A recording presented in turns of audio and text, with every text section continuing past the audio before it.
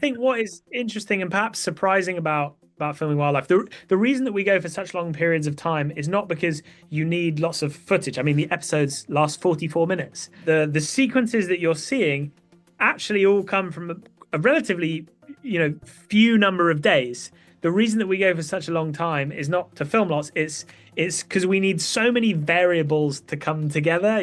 When the light and the behavior and the weather all comes together. And so yeah, I mean, in the case of the chicks jumping off the cliff, that was happening for a very short period of time, but we needed to be there for a long period of time, so that we could get lucky and find that. In the cliff jumping scene, I was trying to think, I wanted to get, as soon as I saw that they were doing that, walking towards this enormous cliff, I was like, how do we how do we show that moment? How do we reveal that moment when you go, what? Like, what are they doing? And I didn't want that to just be pieced together in the edit. You're on a close up of the penguin and then a big wide shot of them at the top of the cliff. I wanted to do that in a wanna. And so yeah, the drone was a key tool for that. And I tried it several times, but yeah, I had them kind of coming along towards camera along the edge of the cliff, and I did a big swing around them, and then yeah, increased altitude and pulled back to reveal the cliff. And it was just, yeah, this crazy scene of this. It starts off, you can see the individual chicks, and then you pull out to see this little line, this procession of penguins with the enormous cliff and then big moody Antarctic clouds overhead. I remember when I got that move right, because it took quite a few goes. I was like, yeah, that's going to be in the film.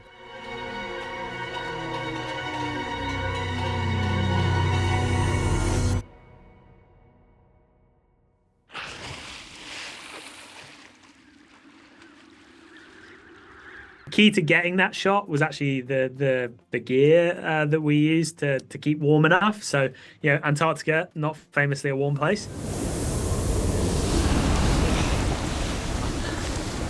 It was pretty chilly, and when you're flying the drone, you need dexterity. You need fine motor control, especially on a shot like that where there's a lot of you've got a tilt up, rotate, and a pull back. There's a lot going on. So having filming with the normal camera, we often use mittens to keep warm, keeping the fingers together, heating each other.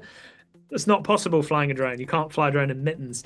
So I was wearing these really thin but heated gloves, and we rewired the gloves so they actually run off the camera's batteries. So I could plug my hands into the camera, which is really nice. And it just means, yeah, you can have a lot less on your hands and still be warm. And that was really the key to getting that shot, heated gloves. One of the challenges with drones is, yeah, the drones hate cold batteries. Often they'll just say, I don't want to take off, or it means your flight time will be massively reduced. So keeping the batteries warm is really important. So at any one time, I'd have a battery flying, and then while I'm flying, the next battery is in my armpit or down my trousers.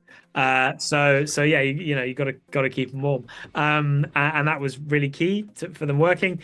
The other thing that we did was we did a whole bunch of freezer testing. So we worked with a cool company in Bristol called Films at 59. They're a camera equipment rental house, and they freezer tested a lot of the gear. So I can't remember what temperature they dropped it down to. I think minus 45 or something, just to see, okay, when you put the cameras in these temperatures, what breaks?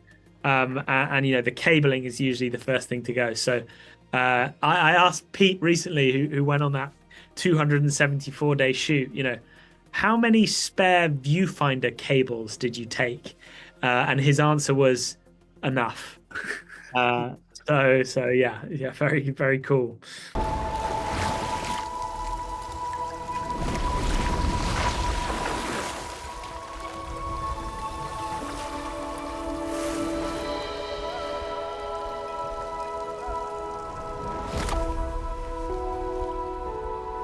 The sort of unfair advantage with making a film about penguins is that good TV generally is an emotional roller coaster.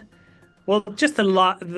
You sit and watch one penguin for one day, and the stuff they go through is mad. So you've already got that. That's already a big win, that their lives are naturally crazy.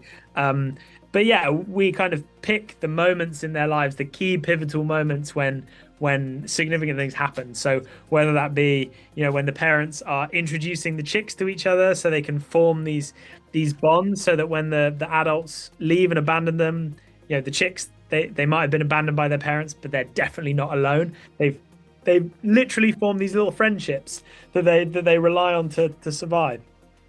So yeah, it's finding those key moments, and then coming home is a big challenge in the edit, because there's a lot more moments than we can include, and so it's choosing which ones best show the dramatic lives of the penguins. Some could have traveled hundreds of miles from southern Argentina. Imagine yourself selecting a place for the first time.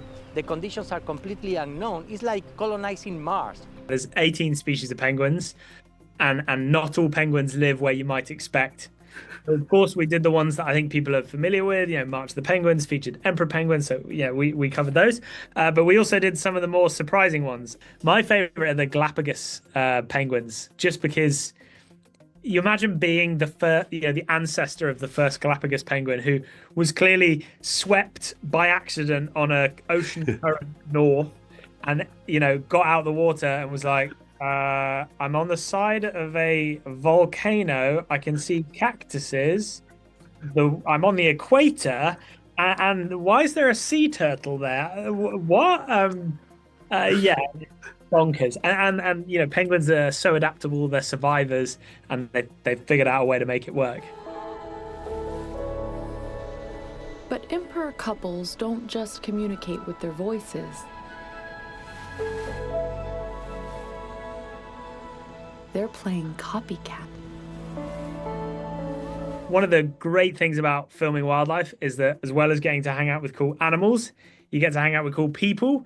And logistically, this is an enormous team effort, both in the field and also back home in London, where the production company is. For a wildlife documentary, we spent a particularly long period of time.